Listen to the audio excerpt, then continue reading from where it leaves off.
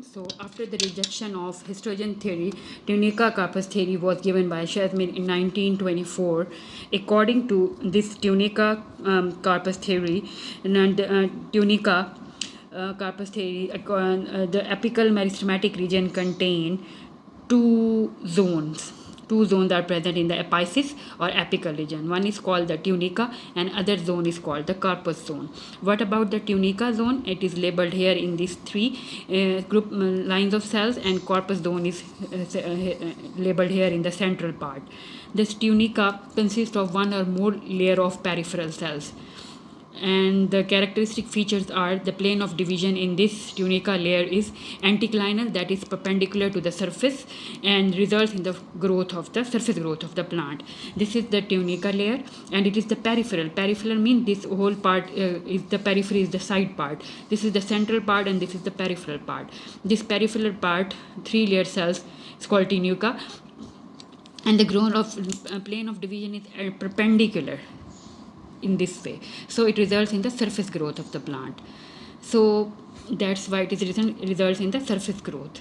The second layer is called corpus layer. Corpus is a mass of cells overarched by the tunica. This is the mass of cell overarched by the tunica, and the plane of division in all directions. So the cell can divide in this direction, in this direction, in this direction, and in this direction. So it results in the whole mass grow in volume because of the cell division in all plane, and it results in the central part formation of central part, that is the cortex, stele, xylem, phloem, and this is responsible for the upward growth and apices and epidermal part growth of the epidermal part. So this is about the tunica carpus theory that was most acceptable as compared to the histogen theory given by Hans Stein, because it has some rejection point that we discussed in the previous lecture. So next in a detail, according to the scientist, corpus layer again has two types of corpus. So one is the angiospermic type. In angiospermic type of corpus, angiosperms are the plants that come advanced plant that contain monocot and dicot. So angiospermic type, three main zone can be seen in this central part. These are called central mother cell zone, the rib meristem, and the peripheral meristem. In corpus layer of angiosperm, these three zones are further characterized. Then we will discuss these three zones in the later theory that was given by the some other scientist, that is the Foster. So the second type of corpus is the Opuntia type. Opuntia type, a cup-shaped zone is found called cambium-like transitional zone in Opuntia. So corpus is divided into two types, angiospermic type and the Opuntia type. The next theory is called as cytohistological zonation theory, the most acceptable theory to determine the structure of the shoot apical meristem. This theory was given by the Foster in 1941 after studying the gymnosperm. So he basically described the structure of the shoot apical meristem in gymnosperm. So according to this theory, and the top layer of apex represents the initiation zone.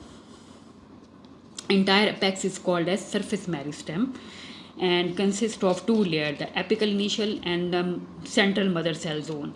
This entire apex, the apical initial, the central mother cells, they are shown in these double circles, are the central mother cells and the apical cells. These apical cells and the central mother cells, the top layer of the apex, this top layer represents initiation zone.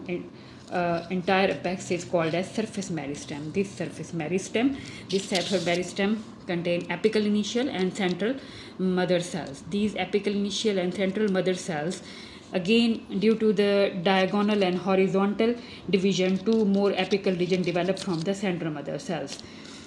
From this central mother cell, transitional zone develop, rib meristem develop, and peripheral zone or the frank meristem develop. This is due to the division, diagonal and horizontal division. Due to the diagonal and horizontal division, two more apical region from the central mother cells flank or peripheral meristem, it developed laterally. Then comes the transition zone, this is one, and then this is the rib meristem developed at the base.